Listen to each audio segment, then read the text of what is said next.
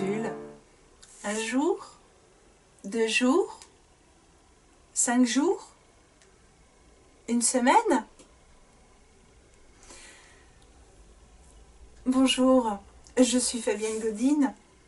Je forme les femmes, les couples et les professionnels à la symptothermie. La symptothermie, c'est la méthode de la Fondation Symptotherme qui permet d'apprendre à reconnaître les signes de fertilité que le corps de la femme envoie chaque jour. Et donc, la femme apprend à décoder sa fertilité. Elle apprend à reconnaître si l'ovulation se prépare, si elle a eu lieu, et un professionnel saura même si elle était de qualité. Alors, combien de temps vit un ovule? Ma boutade habituelle, c'est de répondre 3 semaines. Mais non, l'ovule ne vit pas très longtemps. L'ovule vit un peu plus que quelques heures, un peu moins d'une journée. C'est une très grosse cellule. C'est la plus grosse cellule du corps humain, présente uniquement chez la femme. Et l'ovule va mettre un certain temps à sortir du follicule qui l'a fait grandir pour sortir donc du follicule et être attrapé par la trompe qui est positionnée en face, pas accrochée, positionnée en face. Les deux ne sont pas accrochés, sont accrochés dans le corps par des ligaments. Et l'ovule donc va avoir une durée de vie, si on peut parler de vie, de quelques heures, une petite journée. Il est fécondable à peu près une vingtaine d'heures, 18 à 20 heures. Au-delà, disons qu'il est mourant et que ça peut donner un œuf clair, ça peut ne rien donner. Ça pourrait peut-être encore donner un bébé, je ne sais pas. Les mystères de la vie sont bien des mystères. Et cet ovule, donc, derrière, s'il a donné un enfant, un œuf, pardon, il va migrer à travers les trompes jusqu'à l'utérus pour pouvoir s'y installer et commencer la fabrication réelle de l'enfant, en se divisant, Et puis, s'il n'y a pas eu de fécondation, ou si c'était trop tard, ou si le processus s'est arrêté, il va être réabsorbé. Il va être réabsorbé par les trompes, parce que c'est une cellule qui a été... sur laquelle il y a eu un investissement du corps très important. C'est la plus grosse cellule du corps, je l'ai dit, mais c'est aussi une cellule que le corps a mis à peu près 3 mois à faire grandir, en mobilisant énormément d'énergie. Donc, si cette cellule n'est pas fécondée, le corps va la réabsorber. Elle ne quittera pas les trompes. Alors parfois, il y a 2 ovules. On connaît tous des faux jumeaux entre guillemets spontanés, normaux. Parfois, c'est frères et sœurs. Parfois, c'est le même sexe, avec suffisamment de dissemblance pour qu'on soit sûr que ce ne soit pas des vrais jumeaux. Et il y avait donc une double ovulation. Alors, la double ovulation, elle peut arriver sur le même ovaire, comme ça peut être chacun des ovaires qui a donné ce follicule. Quand il y a double ovulation, cette double ovulation est arrivée à quelques heures d'écart. Moins de 12 heures en fait entre la première et la deuxième. Il y avait un follicule dominant et un outsider, comme on dirait au PMU. Et les deux étaient quasiment ex aequo, ce qui a permis en fait que le signal hormonal de l'ovulation, donné par le pic de LH, leur permettre de finir leur maturation et de quitter le follicule à temps.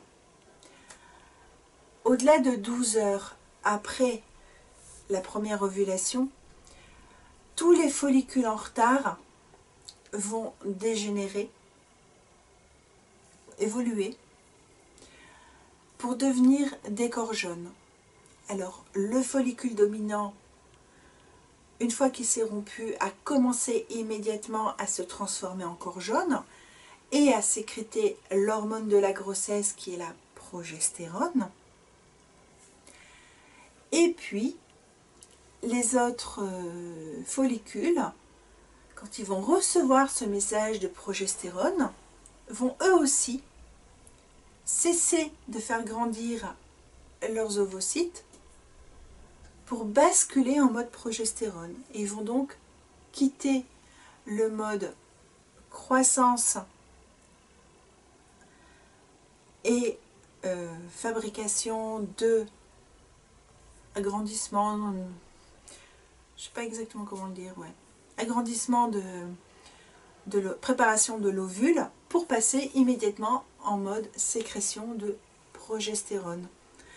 Parce que il y a déjà eu 1 ou 2 ovules et que la femme ne peut pas porter 10 enfants. Donc ce sont les deux premiers, en tout cas les ovules émis dans ce court laps de temps, qui ont toutes les chances de donner une grossesse. C'était les plus avancés, les meilleurs. Et donc, derrière, tous les autres follicules qui étaient en retard deviennent des corps jaunes.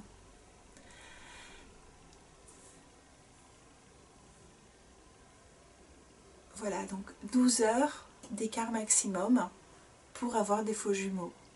Ou après, c'est de l'assistance médicale à la procréation.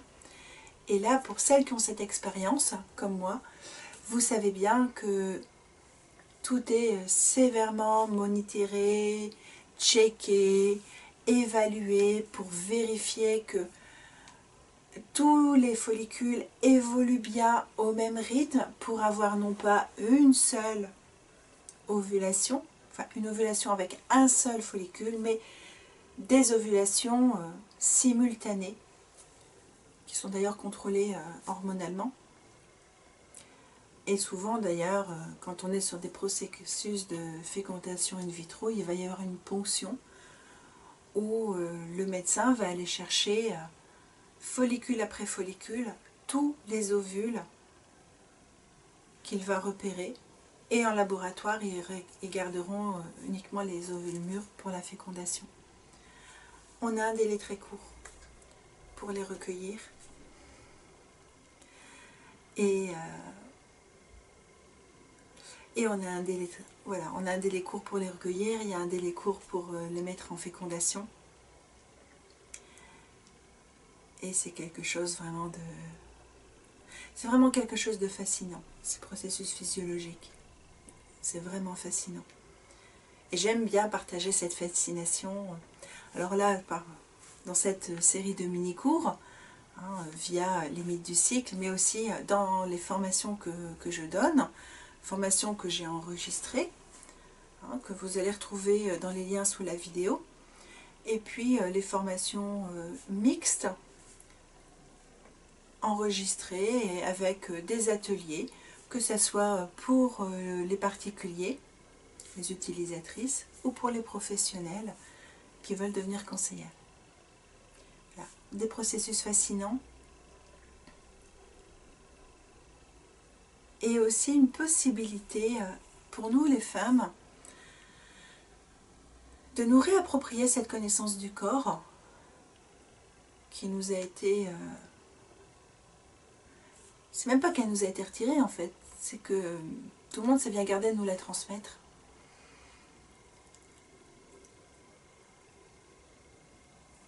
Elle a été perdue, elle a été cachée. Et là, on a l'occasion de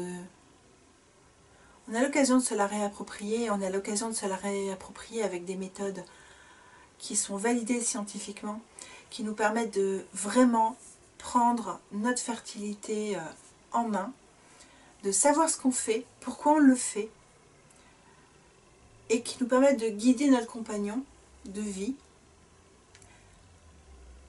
ou occasionnel d'ailleurs, pour tenir l'objectif que l'on a de transmettre ou de ne pas transmettre la vie pour le cycle en cours. Voilà, donc vous avez toutes les références sous la vidéo. Si vous avez des commentaires, vous êtes complètement libre de les poster sous la vidéo. Libre également de poser des questions. Libre de me proposer des sujets. Et moi je vous dis à demain pour cette dernière ligne droite du calendrier de l'Avent et des mythes du cycle féminin. Merci de votre attention.